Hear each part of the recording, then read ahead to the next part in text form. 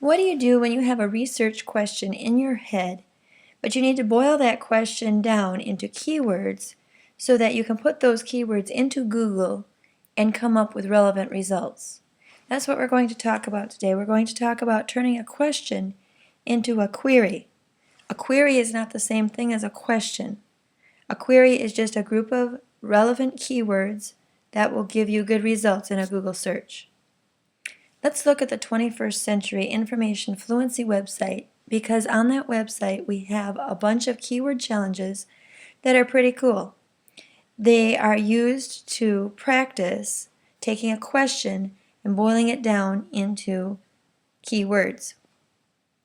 Let's look at the kinds of keywords in the Piranha challenge that we're going to use today. 4 categories of words make up most search tasks: keywords, intermediate words, words that probably have little effect on the outcome, and then stop words. Let's look at keywords. A keyword is any word that we use to query a search engine. There are some words in your research question that are going to be fine to use as keywords. They're the main words of your question, the meaty words. There are also some words that are intermediate words. Intermediate words represent good ideas, but you're going to have to change them a little bit in order to make them into keywords. Then there are some words that probably have little effect on the outcome. Some words in your search question don't really have to do with the answer that you want. They won't really hinder your results or the results that you get, but they will not help you either. Then there are stop words. Those are insignificant parts of speech like articles, pronouns, prepositions that search engines just ignore. So they're actually going to hinder your search if you use them as keywords. In this keyword challenge, we're going to take a question, a research question, and we're going to match each word found in that search problem or search question with one of these 4 word categories we just talked about. We want to score as our goal 80% or higher in 3 attempts. This is timed. This is to teach you how to do it quickly. After you practice a little bit with these keyword challenges, you will get better at this skill. Let's start word matching. It says drag each word below to a matching marquee. Those are our 4 boxes here that represent our keywords, our important ideas, for which alternate words may be more effective, words that will probably have little effect on our search, and actually stop words down here. Let's look at what. I would never use what as a keyword. What is just one of those stop words, one of those little words that has no meaning. It's necessary in a sentence because of how our English language works, but it definitely would be ignored by a search engine. Let's look at fish. Well, let's look at the whole question. What fish other than piranhas is a threat to humans in the Amazon? I'm not looking for piranhas. I'm looking for some other fish that threatens humans in the Amazon. So I might think that fish is an important key word here. So I'm going to put it in the keyword box. I am looking for fish. Other. That's not a little stop word, but it's a word that will probably have little effect on my search.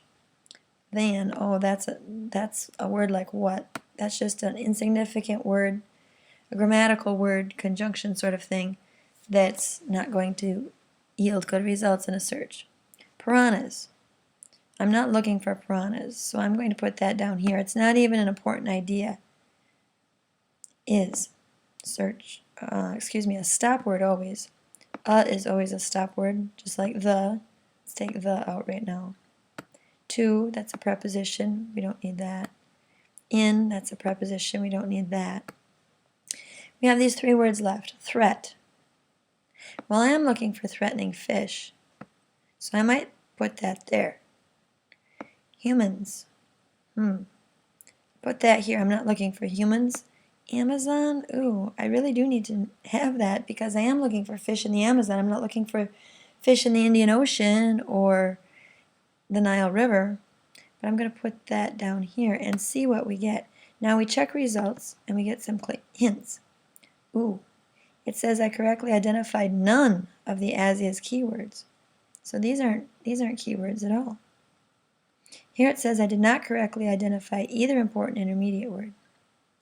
But I did correctly identify both words that are probably not effective. And I did correctly identify all the stop words. These are stop words, these are words I won't use, but I'm a little mixed up about which words I should have here in my two boxes and which words I should have up here in my keyword box. Let's just do some switching and see how we can fix this.